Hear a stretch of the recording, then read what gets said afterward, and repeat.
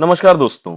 25 मार्च 2026 के important daily current affairs की daily dose की क्लास में आपका स्वागत है। आइए शुरू करते हैं आज के इंपॉर्टेंट करंट अफेयर्स। कैसे चल रही है आपकी प्रिपरेशन, कमेंट्स में जरूर बताइएगा। चलिए शुरू करते हैं। Uttar Pradesh state news. UP का पहला मॉडल सोलर सिटी बना है अयोध्या। ठीक है, पहले भी हम पढ़ चुके हैं, रिवीजन हो रहा है, एक हिसाब से समझ लीजिए। खबर उत्तर प्रदेश सरकार ने घोषणा की है कि अयोध्या को 25 मार्च तक पूरी तरह से मॉडल सोलर सिटी के रूप में विकसित करने का पहला चरण पूरा कर लिया गया है। इसमें महत्व क्या है? अब सरकारी इमारतों और स्ट्रीट लाइटों को 100% सौर ऊर्जा से चलाया जाएगा। किसको किसको? सरकारी इमारतों को और स्ट्रीट लाइटों को। इसके बाद वाराणसी और प्रयागराज को भी इसी तर्ज पर विकसित किया जाएगा। हमें ये पता होना चाहिए कि सौर ऊर्जा का मतलब ये मॉडल सोलर सिटी जो है वो कौन है उत्तर प्रदेश की, तो वो अयोध्या है। ठीक है, आते हैं अपने अगले पॉइंट पर। मजदूर कल्याण पोर्टल का नया वर्जन अपडेट है इसमें। यूपी श्रम विभाग ने असंगठित क्षेत्र के मजदूरों के लिए पोर्टल का नया वर्जन लॉन्च किया है, जिससे अब पंजीकरण सीधे ग्राम सचिवालय से हो सकेगा। जो इस पे पंजीकरण होता था, यानी कि रजिस्ट्रेशन होता था, ठीक है, अब सीधे ग्राम सचिवालय से होगा। उसके लिए कहीं भी आपको जैसे तहसील या ब्लॉक पर नहीं भागना पड़ेगा, आपके ग्राम सचिवालय से ही हो जाएगा।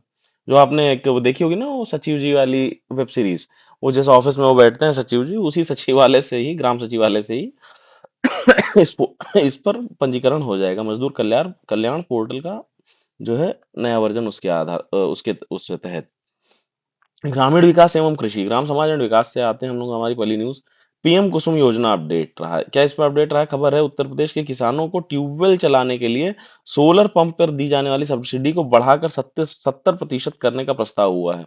मतलब जो ट्यूबवेल चलती है ना गाँव में, खेतों में, उसमें जो ट्यूबवेल चलाई जाती है खेतों में, उस पर जो है क्या बोलते हैं ये 70% तक उसकी सब्सिडी। मतलब इस पर जैसे मान लो अगर 1 लाख रुपए लगा इसके इंस्टॉलमेंट में इस ट्यूबवेल के, तो इसमें 70% इसका जो होगा वो होगा करीब 70,000 रुपए।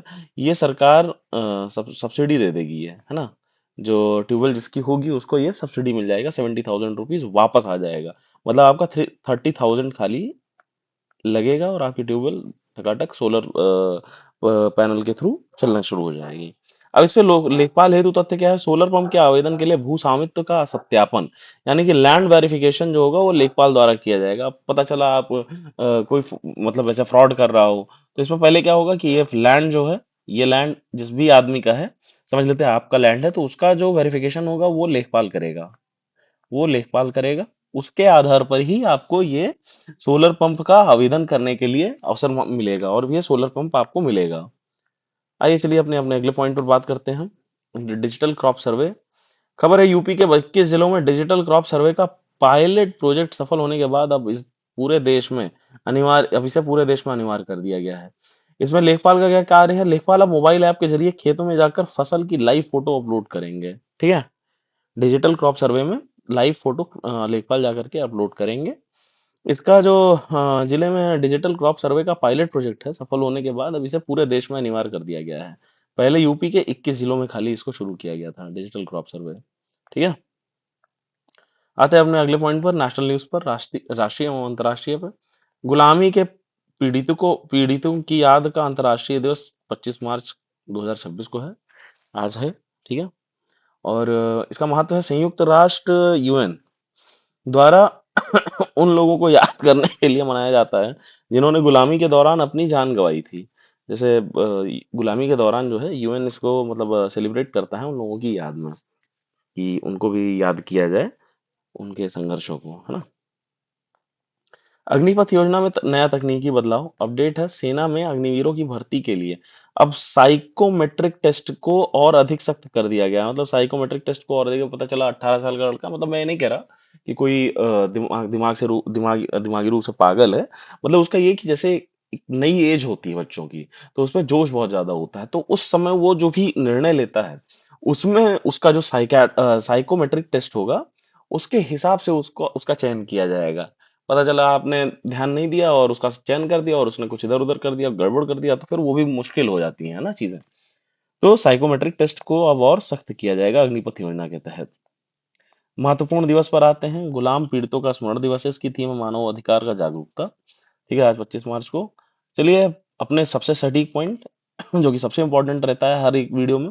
लेखपाल रामबाण स्ट्रैटेजी के राजस्व विभाग 7 तक किया जा चुका है, राजस्व विभाग अनुभाग 8 पर आज हम करेंगे। इसका मुख्य कार्य है चकबंदी, कंसोलिडेशन से संबंधित है। लेखपाल परीक्षा का सबसे पसंदीदा सवाल है यह। लेखपाल परीक्षा का सबसे पसंदीदा सवाल यही है। इसका मुख्य कार्य चकबंदी है। राजस्व अनुभाग 8 का क्या कार्य है, सीधे पूछ लेगा तो आपको आंसर देना है चकबंदी। राजस्व अनुभाग 8 चकबंदी, ठीक है। भूमापन मेजरमेंट, एक पक्का बीघा यानी कि 20 बिस्वा, एक पक्का बीघा यानी कि 22,000 27,225 वर्ग फुट, ठीक है। 27,225 वर्ग फुट बराबर एक पक्का बीघा होता है। खतौनी यानी रिकॉर्ड ऑफ राइट्स, इसमें कुल 13 कॉलम होते हैं कंप्यूटर कृत खतौनी में, ठीक है। ये ध्यान रखना है कि मतलब क्योंकि कल आगे चल के हम सेलेक्ट होंगे इसी परीक्षा में, तो जो ऐसे कॉलम बन के आएगा तो उसमें ऐसे ऐसे ऐसे ऐसे 13 कॉलम्स होंगे, है ना।